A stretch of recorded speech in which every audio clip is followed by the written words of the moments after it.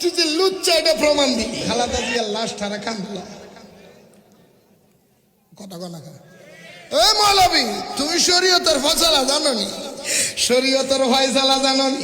নিজেরে ভাইরাল করার লেগা খালাদা জিয়ার লাশ কান্দে লইয়া কো আমাদের মুফাসসিরে কোরআন বিদেশের থেকে আইয়া প্রধানমন্ত্রীর লাশ কান্দে লইয়া আনছি। তুমি কি একবার প্রধানমন্ত্রীর লাশ কান্দে লইয়া তুমি কি মক্কা মদিনা জয় করে এলাইছো নাকি?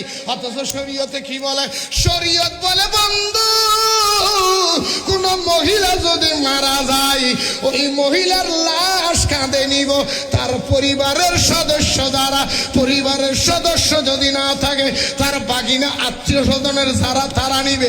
পরপুরুষ কোনদিন পর মহিলার লাশ কাঁধে নিতে পারে না, ঠিক কিনে বলে?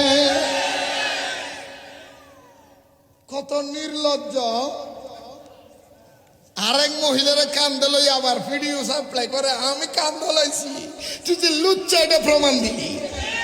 একজন দেশপ্রেমিক যাকে পুরো দেশের মানুষ ভালোবাসে, উনার লাশের খাটিয়াটা ধরার জন্য মিজানুর রহমান আজহারী সাহেব লুচ্চা হইছে। আমি মনে করি এনে প্রশাসন দৃষ্টি আকর্ষণ করার দরকার। এখানেও বেগম জিয়ার মানহানির আঘাত আইছে।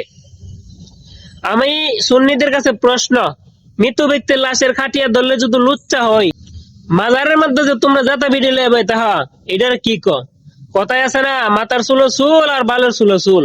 তোরা তো বেটা বালের চুল।